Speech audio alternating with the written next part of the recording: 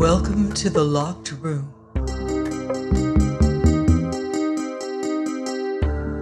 Stories from the golden age of mystery and crime fiction.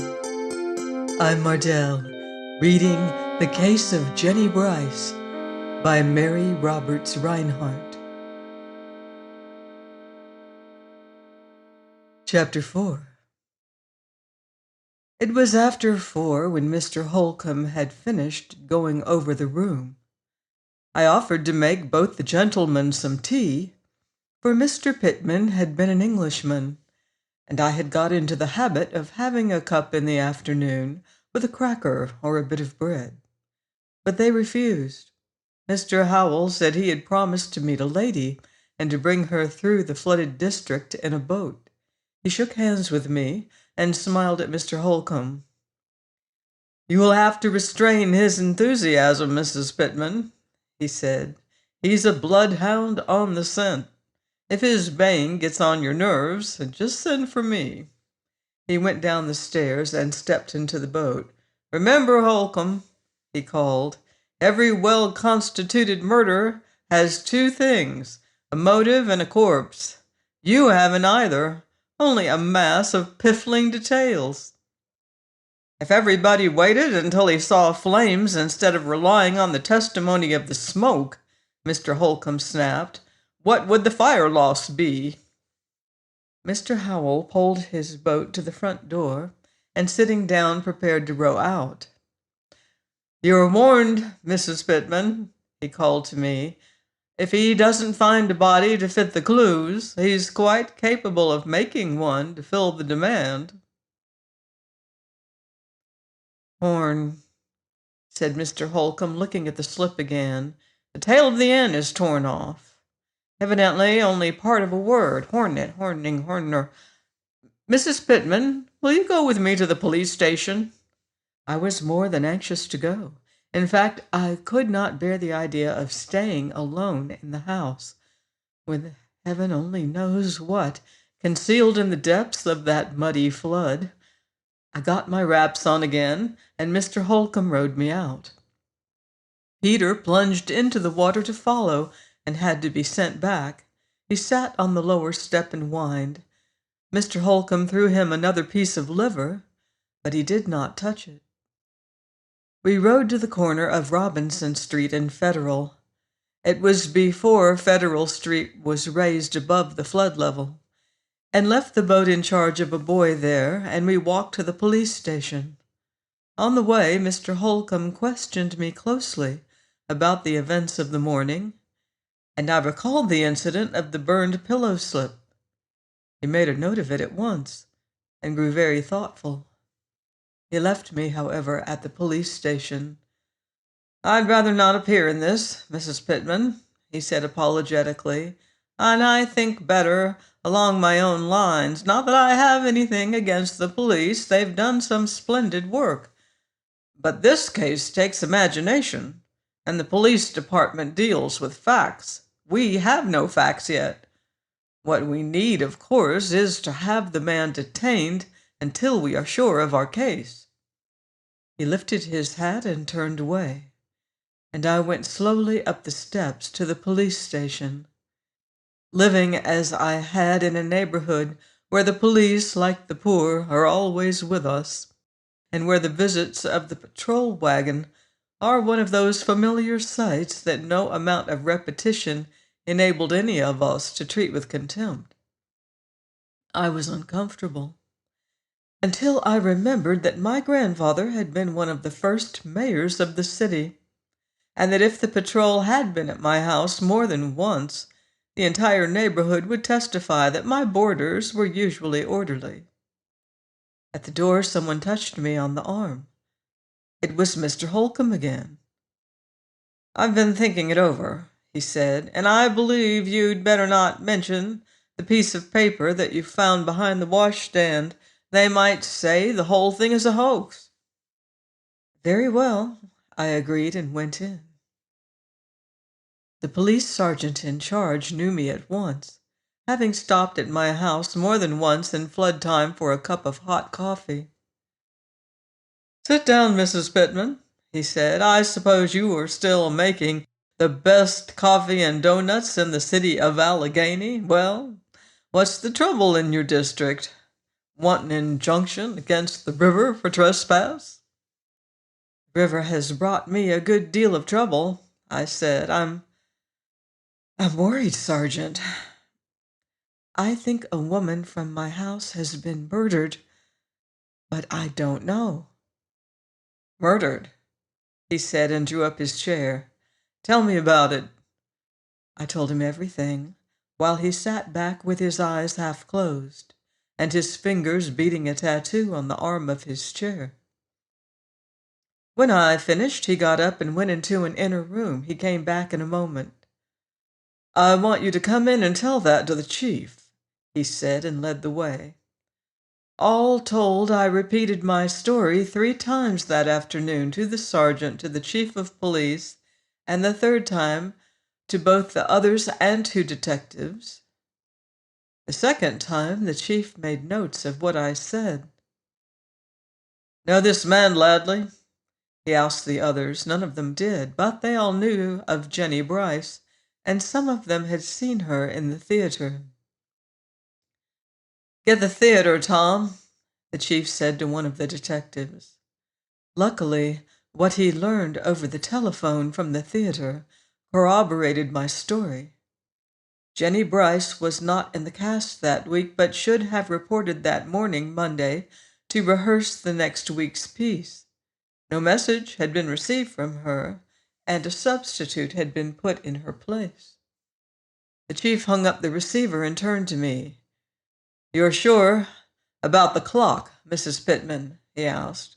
It was there when they moved upstairs to the room? Yes, sir. You are certain you will not find it on the parlor mantel when the water goes down? The mantels are uncovered now. It is not there. You think Ladley is gone for good? Yes, sir. He'd be a fool to try and run away unless... Graves, you'd better get hold of the fellow and keep him until either the woman is found or a body. The river is falling. In a couple of days we will know if she is around the premises anywhere. Before I left, I described Jennie Brice for them carefully, asked what she probably wore. If she had gone away, as her husband said, I had no idea. She had a lot of clothes and dressed a good bit. But I recalled that I had seen lying on the bed the black and white dress with the red collar, and they took that down as well as the brown valise. The chief rose and opened the door for me himself. If she actually left town at the time you mentioned, he said, she ought not to be hard to find. There are not many trains before 7 in the morning, and most of them are locals. And if she did not, do you think she is in the house or the cellar? Not unless Ladley is more of a fool than I think he is, he said, smiling. Personally, I believe she's gone away as he says she did. But if she hasn't, he probably took the body with him when he said he was getting medicine and dropped it in the current somewhere. But we must go slow with all this. There's no use shouting wolf yet. But the towel. He may have cut himself shaving. It has been done. And the knife? He shrugged his shoulders good-naturedly. I've seen a perfectly good knife spoiled opening a bottle of pickles. But the slippers. And the clock. My good woman, enough shoes and slippers are forgotten in the bottoms of cupboards year after year in flood time, and are found floating around the streets to make all the old clothesmen in town happy. I've seen almost everything floating about during one of these annual floods. I dare say you never saw an onyx clock floating around, I replied a little sharply. I had no sense of humor that day. He stopped smiling at once and stood tugging at his mustache. No, he admitted, an onyx clock sinks. That's true. It's a very nice little point, that onyx clock. He may be trying to sell it, or perhaps—" He did not finish. I went back immediately, only stopping at the market to get meat for Mr. Reynolds' supper.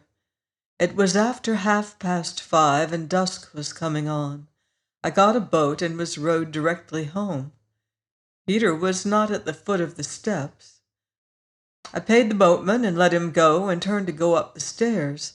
Someone was speaking in the hall above. I have read somewhere that no two voices are exactly alike, just as no two violins ever produce precisely the same sound. I think it is what they call the timbre that is different. I have, for instance, never heard a voice like Mr. Pittman's, although Mr. Harry Lauder's in a phonograph resembles it. And voices have always done for me what odors do for some people, revived forgotten scenes and old memories. But the memory that the voice at the head of the stairs brought back was not very old, although I had forgotten it. I seemed to hear again all at once the lapping of the water Sunday morning as it began to come in over the door-sill, the sound of Terry ripping up the parlor carpet, and Mrs. Ladley calling me a she-devil in the next room, in reply to this very voice. But when I got to the top of the stairs, it was only Mr. Howell, who had brought his visitor to the flood district, and on getting her splashed with the muddy water had taken her to my house for a towel and a cake of soap. I lighted the lamp in the hall, and Mr. Howell introduced the girl. She was a pretty girl, slim and young, and she had taken her wetting good-naturedly. "I know we are intruders, Mrs. Pittman," she said, holding out her hand, "especially now, when you are in trouble." "I've told Mrs. Harvey a little," Mr. Howell said, "and I've promised to show her Peter, but he's not here." I think I had known it was my sister's child from the moment I lighted the lamp. There was something of Alma in her, not Alma's hardness or haughtiness, but Alma's dark blue eyes with black lashes, and Alma's nose. Alma was always the beauty of the family.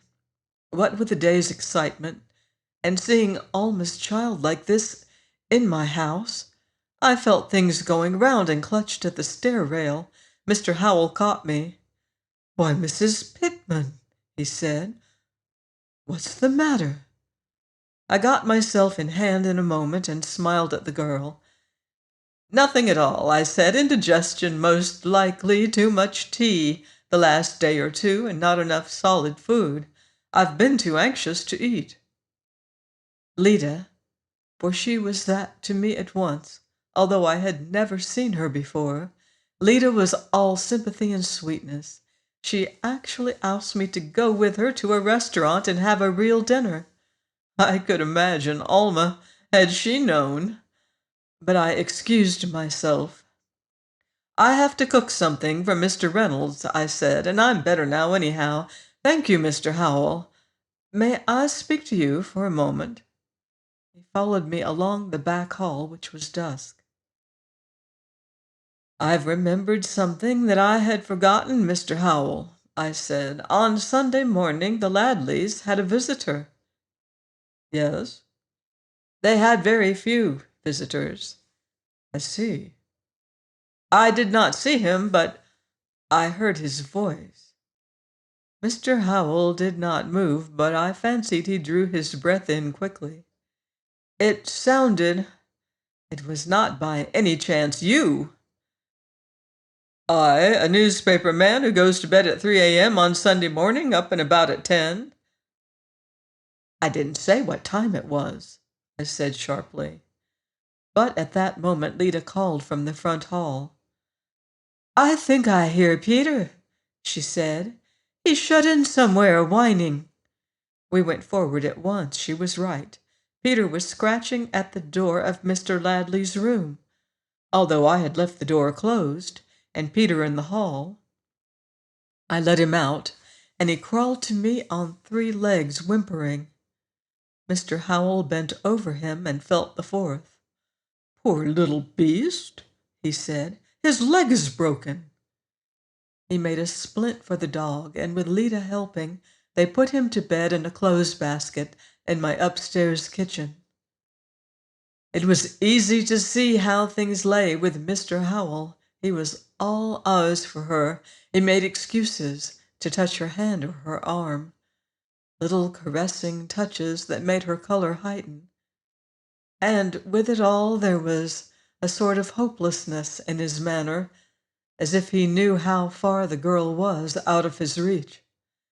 Knowing Alma and her pride, I knew better than they how hopeless it was.